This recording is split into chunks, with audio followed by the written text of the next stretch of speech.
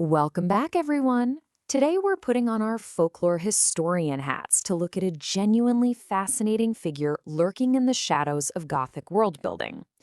When we hear words like demon or spirit in historical texts, our minds usually jump straight to fire, brimstone, and monstrous destroyers waiting at the gates, right? But today we're looking at something way more sophisticated and honestly, far more dangerous. We're talking about Seir, the 70th spirit of the Ars Goetia. But here's the twist. We aren't looking at him as some literal monster. Instead, we're going to explore Seir as this brilliant literary archetype, the embodiment of speed, dangerous convenience, and the ultimate moral shortcut in fiction. Okay, let's dive into this. Just imagine the scene for a second. You've got a stolen royal relic, a queen who hasn't slept in days, a kingdom completely on edge. The dawn hasn't even chosen a color yet, and suddenly, a rider appears on a winged horse. He doesn't dramatically descend from the sky, he just kind of arrives. His cloak doesn't have a single speck of dust on it. He looks down at this desperate queen and simply says, "Your treasure is not lost. It is only elsewhere." It's such an evocative image, right? It instantly sets up the eerie, atmospheric mystery of Seir. He isn't threatening the queen. He's offering her a solution. But as we all know with Gothic literature, a solution that arrives too easily is always a trap waiting to spring. To really understand why this is so deeply unsettling, we have to look at his original Goetic description. Seere is described as possessing an indifferent good nature. Just think about that phrase for a second. Indifferent good nature. It basically means he's perfectly polite, incredibly efficient, and totally willing to help. He completely lacks that open, sneering malice you see in other spirits, but that is exactly what makes him so terrifying. He has the power to obey your directions without the heavy burden of a conscience. He literally doesn't care if your request is just or right or wise. He just executes it instantly. It's pure power completely stripped of moral loyalty. Now, in the hierarchy of these traditional stories, Seire holds the rank of a mighty prince under Amaymon, the king of the East. And that association is key because it links him to the dawn, new beginnings, and sudden manifestation. He commands 26 legions of spirits. So why does that specific number matter? Well, it tells us a lot about his operational style. 26 makes for a moderate, swift, and highly specialized court. He's not commanding some vast, brutish, lumbering empire of destruction. Not at all. His forces are elite. They're fast. They're entirely focused on access and mobility rather than brute, overwhelming force. And this brilliantly illustrates how visual storytelling reinforces his thematic danger. The visual motifs surrounding Seir are just stunning. We're looking at a color palette of pearl white and dawn gold. Colors of purity and light that completely mask his unsettling nature. He's always depicted as this beautiful rider on a winged horse, which represents forbidden, impossible travel. You'll also often see imagery of stolen keys, unopened chests, and maps that fold in impossible ways. This aesthetic beauty really seduces characters and us as readers, to be honest, into trusting him far too quickly. We see the silver wings and the gold reins, and we think, oh, salvation has arrived. But it turns out the ultimate supernatural equivalent of same-day delivery comes with some pretty terrible terms and conditions. Which brings us to Act 2, disrupting the journey. You see, Seir isn't just a character with a really cool horse. He functions as a massive literary device that violently shifts the tempo of a plot. When Seir enters a scene, the pacing changes completely. Secrets suddenly travel way faster than they should. Characters bypass the exact obstacles they were supposed to overcome. Essentially, he disrupts the journey itself. To really grasp the stakes here, we have to contrast Seir's method with traditional storytelling. On one hand, we've got the traditional hero's journey. Now, this path demands patience. It requires mourning losses, walking the long, hard road, and earning wisdom slowly. That's how actual moral development happens. But on the other hand, we have Seir, the shortcut.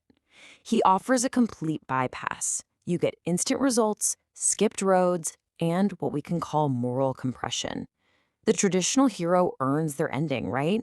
But Seir's victims are simply handed an ending they are absolutely not prepared for. He is the ultimate spirit of the too soon.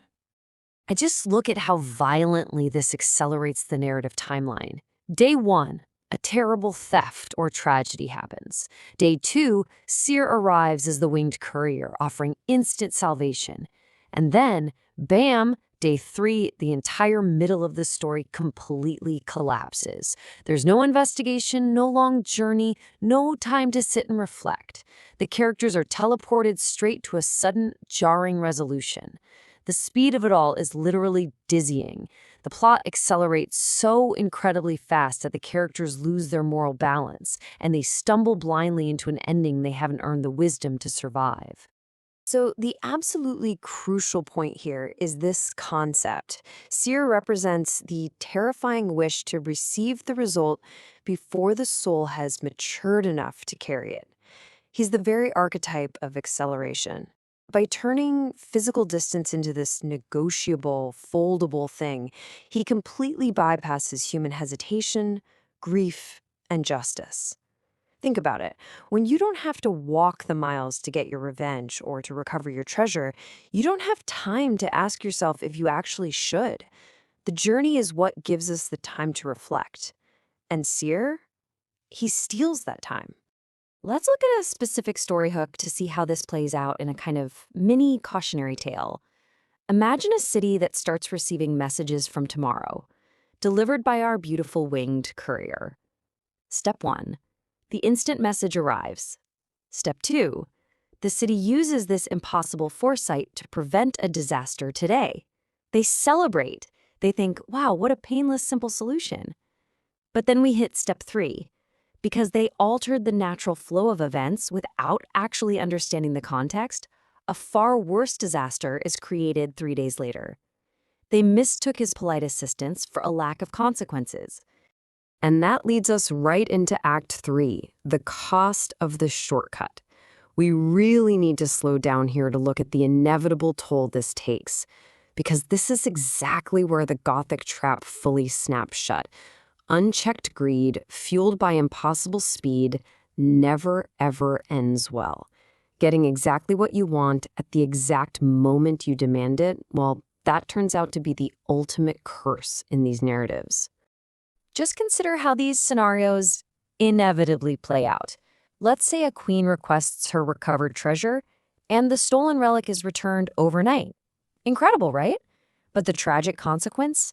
It comes back covered in dust from a tomb that hasn't even been built yet, a pretty terrifying omen of her own accelerated demise.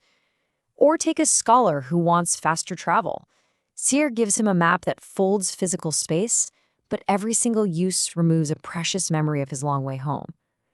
Finally, imagine a desperate hero asking for kindly acceleration just to reach a dying friend. Seer succeeds instantly for sure. But the hero arrives at the exact horrifying moment they were never meant to witness, completely destroying their sanity. This brings us right back to that dawn-lit courtyard we talked about earlier, and the full, crushing weight of Seer's promise. "I can bring back almost anything," he tells the queen. But the question is never whether a thing may return. The question is what returns with it. Man, that is the chilling reality of his indifferent good nature. He will bring your treasure back, absolutely. But he might bring a curse, a plague, or a devastating truth attached right to it. His helpfulness, as we realize far too late, is absolutely not the same thing as mercy. Ultimately, Seer's symbolic role in folklore and fiction boils down to these two powerful phrases: speed without reflection, access without initiation. He represents the strange, detached loneliness of beings who can cross the world in a heartbeat, yet cannot possibly understand why mortals cling so desperately to the journey. Mortals need the long road. We actually need the struggle to understand the value of the destination. When you grant a mortal access without the initiation of the journey, you shatter their reality. So I'm going to leave you with this final thought to ponder as we wrap up this explainer. In our own lives, and honestly in the stories we love, we're constantly looking for the fastest route, the immediate answer, the overnight success. But looking at the archetype of Seer, we have to ask ourselves the ultimate Gothic question. What happens when every forbidden result can arrive instantly? Are we truly ready for the ending if we skip the journey required to deserve it?